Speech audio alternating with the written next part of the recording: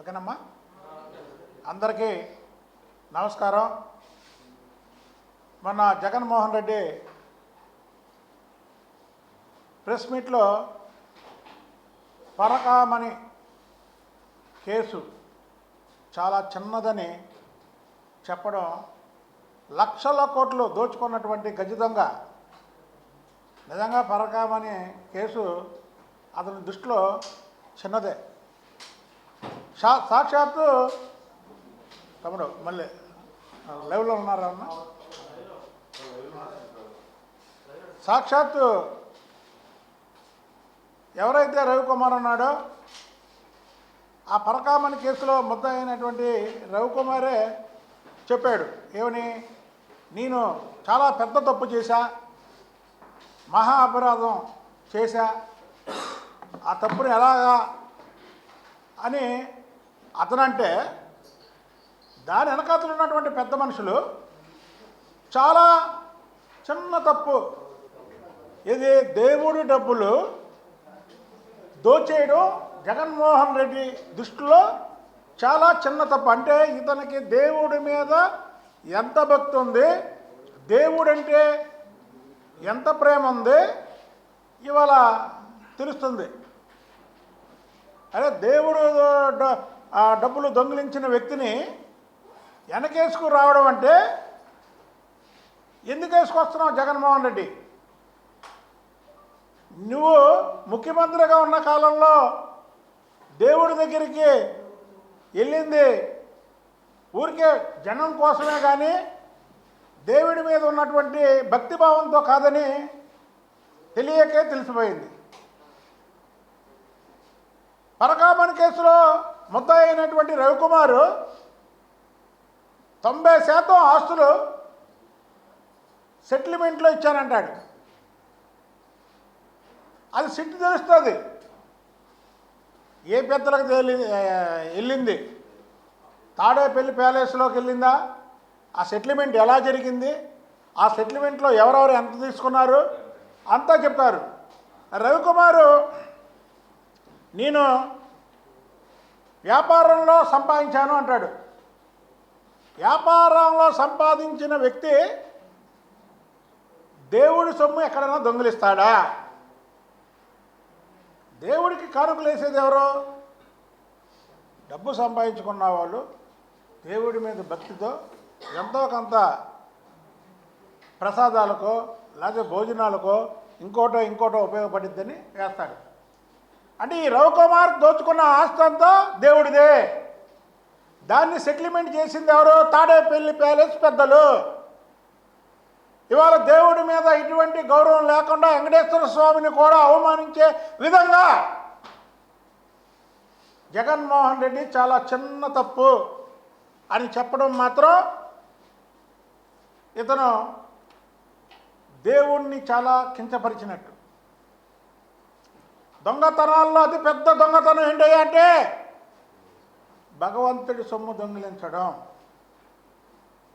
అంటే నువ్వు లక్షల కోట్లు దోచుకున్నావు, 43,000 కోట్లు ఈడీ జప్తు చేసింది కాబట్టి నీకు ఆ దొంగతనం చాలా చిన్నదిలాగా ఉంది. కానీ దేవుణ్ణి అభిమానించే,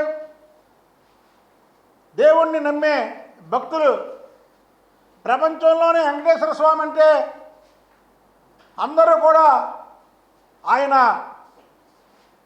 ఆశీస్సులు కావాలని, ఆ వెంకటేశ్వర స్వామి ఆశీస్సులు ఉంటే కుటుంబాలు చల్లగా ఉంటాయని, ప్రజలు చల్లగా ఉంటారని రోజు లక్షలాది మంది భక్తులు ఆయన్ని దర్శించుకుంటారు. అలాంటి వెంకటేశ్వర స్వామి సొమ్ము దోచుకుంటే చాలా చిన్న తప్పు అంటది జగన్మోహన్ రెడ్డికి. ఇది వెంకటేశ్వర స్వామి భక్తులందరూ కూడా గ్రహించాలి. వెంకటేశ్వర స్వామి భక్తులే కాదు, ఒక హిందూ మతాన్ని అవమానించినట్టుగా అయింది ఇది. ఇవాళ చిన్న తప్పు అనడం. ఇవాళ పరకామణి కేసులో సాక్షిగా ఉన్నటువంటి ఒకతను హత్యగావించబడ్డాడు. రేపు రవికుమార్ కూడా హత్య గావించబడచ్చు. ఎందుకంటే ఈ జగన్మోహన్ రెడ్డికి మొదటి నుంచి ఉన్నది ఏంటంటే దోచుకోవడం, హత్యలు చేయించడం. సాక్షాత్తు సొంత బాబాయినే హత్య చేయించినటువంటి చరిత్ర. దాదాపు 7 సార్లు దాకా ప్రజల్లోంచి ఎన్నికయ్యి ఎమ్మెల్యే గాను, ఎంపీ గాను, ఎమ్మెల్సీ గాను 3 సభలకి సభ్యుడైనటువంటి వివేకానంద రెడ్డిని హత్య చేయించినటువంటి జగన్మోహన్ రెడ్డికి ఈ రవికుమారో లేకపోతే రవికుమార్ కేసులో ఉన్నటువంటి సాక్ష్యాలకు సంబంధించిన వాళ్ళని హత్య చేయించడం పెద్ద విషయం కాదు. ఇవాళ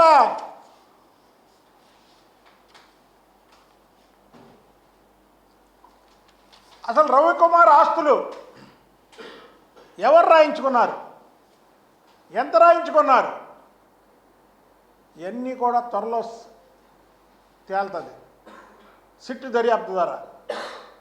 జగన్మోహన్ రెడ్డి ముందే ఉలికిపడి కూర్చొని చిన్న కేసు అనడం మాత్రం ప్రజలందరికీ చాలా ఇబ్బందికరంగా ఉంది.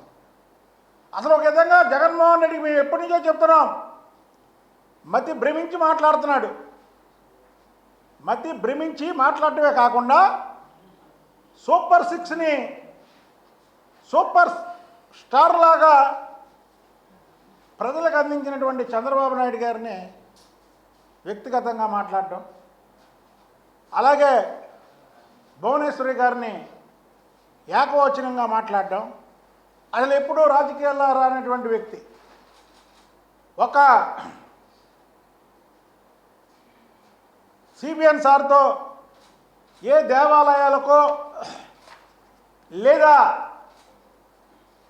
ఒక పండగ కార్యక్రమాల్లోనో సిబిఎన్ సార్ పక్కన కనిపించే భువనేశ్వరి గారిని కూడా ఏకవచనంతో మాట్లాడి ఆవిని కించపరిచే విధంగా మాట్లాడుతున్నాడు ఈ జగన్మోహన్ రెడ్డి.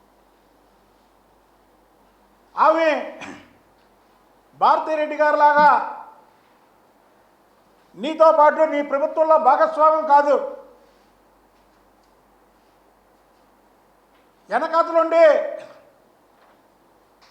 భారతిరెడ్డి గారు మీ పార్టీలో మీ ప్రభుత్వంలో ఇన్వాల్వ్మెంట్ అయ్యారని ప్రతి ఒక్కరికి తెలుసు, మీ పార్టీ వాళ్ళకి.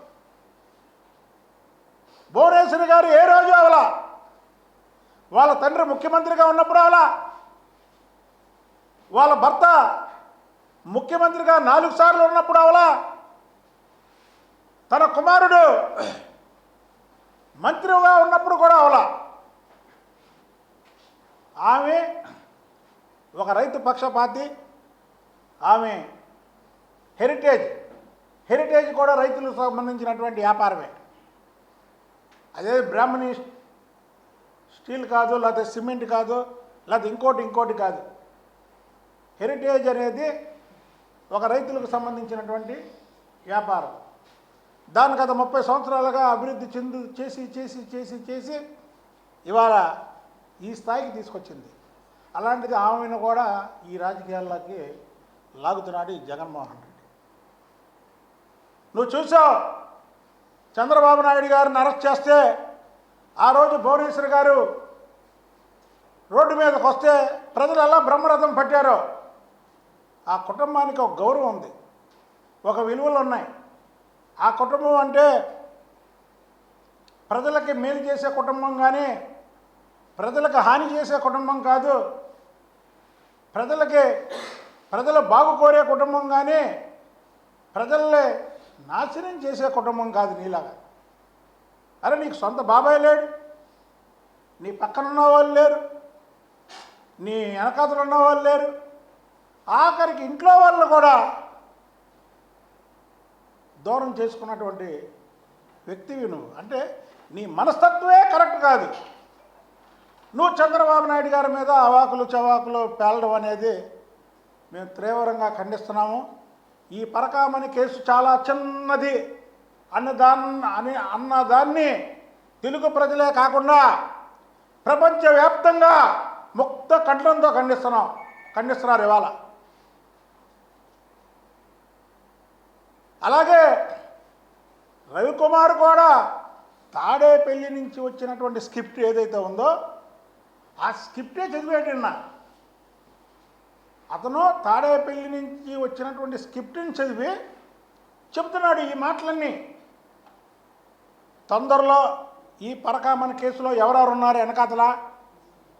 తాడేపల్లి పెద్దలు ఉన్నారా, లేదా తాడేపల్లి పెద్దలకు సంబంధించినటువంటి తిరుపతిలో ఉండే పెద్దలు ఉన్నారా, లేకపోతే కడపలో ఉన్న పెద్దలు ఉన్నారా? ఈ విషయాలన్నీ కూడా బయటకు వస్తాయి. ఈ రాష్ట్రంలో ఉంది కూటమి ప్రభుత్వం, దానికి సారథ్యం వహిస్తుంది చంద్రబాబు నాయుడు గారు. చంద్రబాబు నాయుడు గారు ఎవరు అవినీతి చేసినా తాట తీస్తాడు. అందులో ఆయన ఎంతో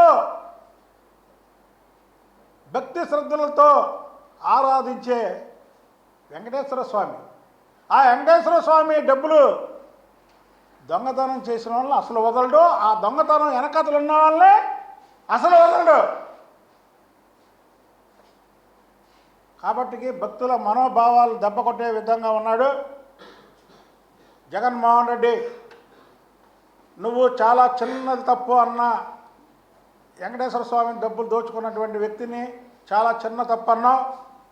నువ్వు మోకాళ్ళ మీద కూర్చొని ఆ వెంకటేశ్వర స్వామికి క్షమాపణ చెప్పాలని, బహిరంగ క్షమాపణ చెప్పాలని మేము డిమాండ్ చేస్తున్నాం.